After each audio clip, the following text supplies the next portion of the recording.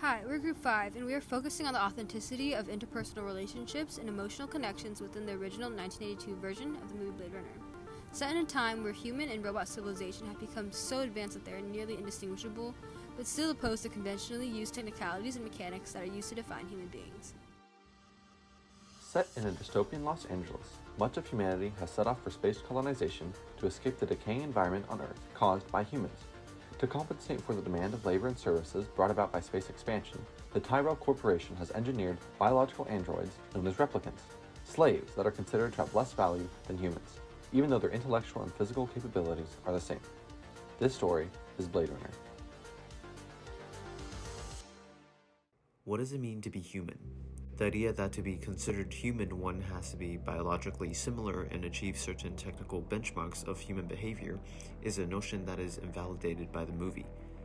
The Voight-Kampff test, initiated by Blade Runners to identify replicants, shares many resemblances with the historically famous Turing test.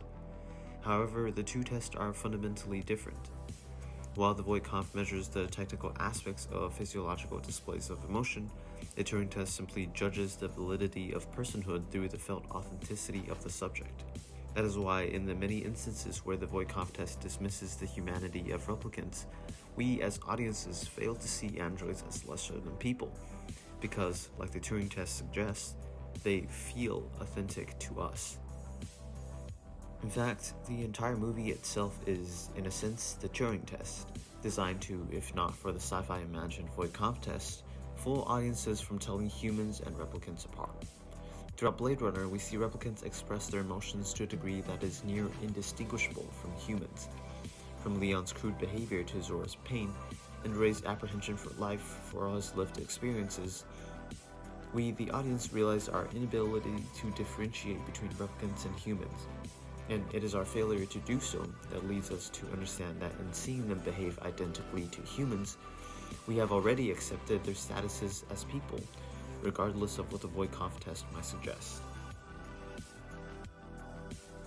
While we can initially see the discrepancies between manufactured humans or animals and natural ones clearly, after technological advancements increase so much to the point where it is difficult to differentiate between humans and life forms that are not organically human, we begin to feel discomfort.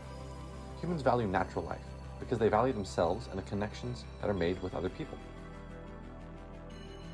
Robotic replicants of this act as an unnatural threat to the value humans prescribe to themselves and the value of life that they choose to cultivate.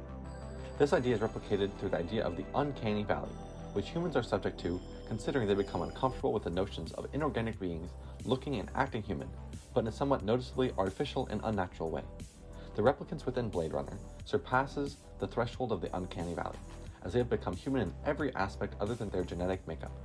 Humans, while feeling comfortable around replicants, still maintain prejudice against them, as they are not classified as true human beings.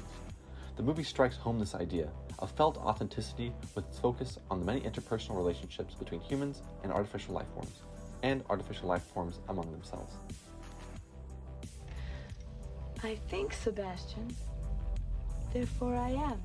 In approaching the Blade Runner movie with a philosophical perspective, René Descartes argues in his Discourse on Method, stating, "I think, therefore I am," illustrating the capability of individuality and becoming human through careful thought is a perfect example of the robots attaining consciousness and the ability to think for themselves. I want more life, Father. The androids are able to function autonomously rather than being tied down to the will of others. This exact idea is played out with what occurs to the Nexus 6 robotic life forms, as they want to gain their freedom, but in trying to do so, they become vengeful, leading to their own demise as they act irrationally, like humans, rather than as methodical machines.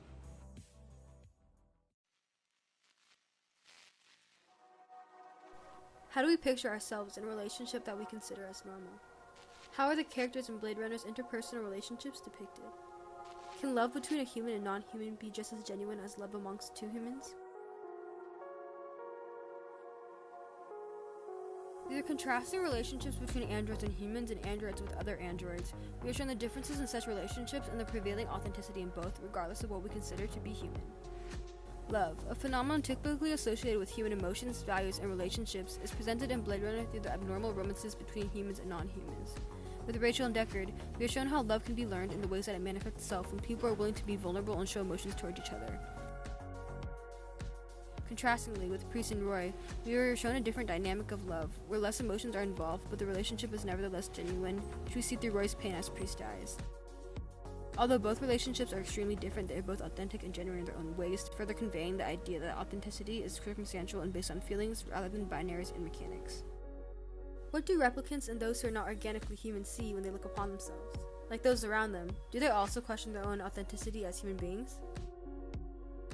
As the narratives typically portrayed within the robot science fiction genre tend to focus on the binaries and technicalities of humans in order to differentiate humans from non-humans, we can see through the interpersonal relationships between characters in the movie Blade Runner how authenticity and emotional connections act as more genuine determinants of one's humanity.